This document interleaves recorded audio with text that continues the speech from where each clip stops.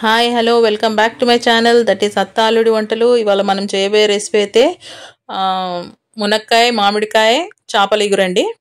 దీనికి కావాల్సింది ఒక కడాయి తీసుకొని దాంట్లో నూనె పోసి చిటికెడు మెంతులు వేసినాను, కొంచెం ఆవాలు వేసినాను. అవి చిటపట్లు ఆడుతున్నాయి. ఒక 5 ఉల్లిపాయలు తీసుకున్నాను, కొంచెం పెద్ద పెద్దగానే కట్ చేసుకున్నాను. అవి చిన్న మీడియం సైజ్ ఉల్లిపాయలు తీసుకొని పెద్ద పెద్ద కట్ చేసుకోవాలా. తర్వాత 2 మునక్కాయలు తీసుకున్నాను, అవి కూడా పొట్టు తీసేసి మంచిగా కట్ చేసి పెట్టుకున్నాను. మన ఏల్ సైజ్ అంతా కట్ చేసుకున్నాను. తర్వాత ఒక పుల్లటి మామిడికాయ తీసుకొని అది కూడా సన్న సన్న ముక్కలు కట్ చేసుకొని అన్నీ ఒక దగ్గర వేసేసినాను. ఆయిల్లో పీచు కూడా వేసేసిన. దీంట్లో ఏంటంటే చేపల పులుసులో ఆ పీచు తింటుంటే సూపర్గా ఉంటుందండి. పులుసులో కానీ ఇగురులో కానీ చాలా బాగుంటుంది. ఇది నూనెలో అయితే మగ్గింది. మనకు ముక్క మెత్తబడ్డదో లేదో చూసుకుందాం. మెత్తబడ్డదండి ముక్క. ఏంటంటే ఇవన్నీ నూనెలనే ఉడకాల. ఉడికిన తర్వాత మనం ఇప్పుడు ఏంటంటే కొంచెం అల్లం వెల్లిగడ్డ వేసుకుంటున్నాను నేను. వేసుకొని ఇది కూడా కొంచెం నూనెలో ఫ్రై చేసుకుంటా, పచ్చివాసన పోయేటట్టు మంచిగా కలుపుకొని నూనెలో ఒక 2 నిమిషాలు మగ్గియాల. మగ్గిస్తే పచ్చివాసన అనేది పోతుంది అల్లం వెల్లిగడ్డది. దాని తర్వాత కొంచెం పసుపు వేసుకుంటా, ఒక 1/2 టీ స్పూన్ పసుపు, చిన్న టీ స్పూన్తో 1/2 టీ స్పూన్ పసుపు వేసుకున్నాను. వేసుకొని మొత్తం కలిపేసి మళ్ళీ మగ్గిద్దాం. ఇదంతా ఏంటంటే నూనెలనే మగ్గాల. అసలు మనము వాటర్ కానీ వేరే మసాలాలు కానీ ఏం వేయం దీంట్లో. ఇది ఏంటంటే ఒక 3 టమాటాలు, పచ్చి టమాటాలే గ్రైండ్ చేసి పెట్టుకోవాలా. ఈ మామిడికాయ పులుపు చాలా ఉంటుంది కదా, అది మనం తినలేము, అంత పులుపు తినలేము.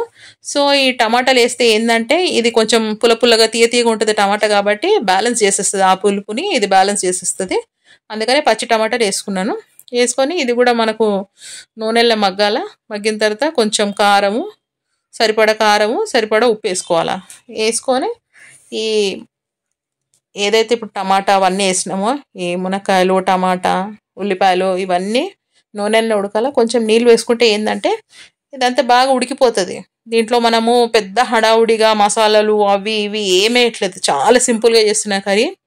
చాలా రుచిగా ఉంటుంది. మీరు ట్రై చేయండి. ఇది సేమ్ ఇప్పుడు నేను ఎట్లా చేస్తున్నానో అట్లనే చేసుకోండి. ఏంటంటే ఇది పులుసుగా దిగురు కదా, ఎసరు కూడా చూసి పోసుకోవాలా. ముక్కలన్నీ ఉడికిపోయి ఈ వేసిన మసాలా వాటికి పట్టేటట్టు కొంచెం నీళ్ళు పోసుకొని ఉడికించుకుందాం. ఉడికించుకొని ఏంటంటే కొంచెం ఆయిల్ పైకి తేలే వరకు ఉడికించుకుందాము మూత పెట్టేసి. చూడండి ఇగో ఆయిల్ పైకి తేలింది కదా. ఇప్పుడు ఒక 6-7 పచ్చిమిరపకాయలు, కొంచెం కరివేపాకు వేద్దాము. ఏంటంటే పచ్చిమిర్చి ముందు వేయొచ్చు, మనము ఉల్లిగడ్డతో పాటు వేయొచ్చు, కానీ అదంతా ఫ్రై అయిపోయి డ్రైగా అయిపోతుంది. ఇప్పుడు వేస్తే ఏంటంటే మంచిగా పచ్చిమిర్చి మనం అన్నంతో పాటు పెట్టుకొని తింటే కారంగా పుల్లగా బాగుంటుంది. ఇప్పుడు కొంచెం ఫిష్ మసాలా వేస్తున్నాను, ఒక 1/2 స్పూను, ఒక 1/4 టీ స్పూను గరం మసాలా, అంతే. ఇంకా వేరే మసాలాలు ఏం లేవు దీంట్లో.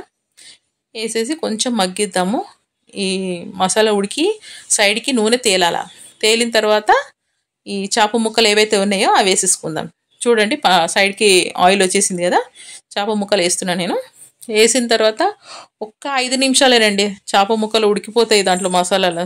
చేప తొందరగా ఉడికిపోతుంది కదా, ఎక్కువసేపు పెట్టొద్దు. ఒక 5 నిమిషాలు ఉడికిన తర్వాత మనము ఈ చేపల కూర వండేటప్పుడు ఏంటంటే చేపలు వేసిన తర్వాత మనం చెంచా పెట్టొద్దు. చెంచా పెడితే ఏంటంటే ముక్క అనేది ఇరిగిపోతుంది. సో జస్ట్ అట్లా బట్ట పట్టుకొని అట్లా కలుపుతుండాలి అంతే. అట్లా తిప్పితే ఏంటంటే అది మొత్తం కలిసిపోతుంది. చేప ముక్కలు కానీ గ్రేవీ కానీ కలుస్తుంది దాంట్లో. జస్ట్ అట్లా అట్లా తిప్పేయాలి అంతే. తిప్పిన తర్వాత కొంచెం కొత్తిమీర వేసేసి ఒక 2 నిమిషాలు పెట్టి స్టవ్ ఆఫ్ చేసేద్దాము. కూర నిజంగా చెప్తున్నాను కదా, చాలా సూపర్గా వచ్చిందండి. మీరు సేమ్ ఇదే విధంగా ట్రై చేయండి. ట్రై చేసి తిని చూసి చెప్పండి, నాకు కామెంట్ రూపంలో చెప్పండి. కానీ కామెంట్స్ పెట్టండి. నేను అడుగుతున్నాను కానీ ఎవ్వరు కామెంట్స్ పెట్టట్లేదు. అది మంచిగా వచ్చిందా మంచిగా రాలేదా అది చెప్పండి నాకు కామెంట్స్లో. ఇంకోటి ఏంటంటే ఫుల్ వీడియో చూడండి ప్లీజ్. ఇది ఆయిల్ అంతా చూసిండ్రా ఎట్లా చేసిందో, అసలు చాలా బాగుందండి కర్రీ. మీరు ట్రై చేయండి, ఎలా వచ్చిందో చెప్పండి. Thanks for watching.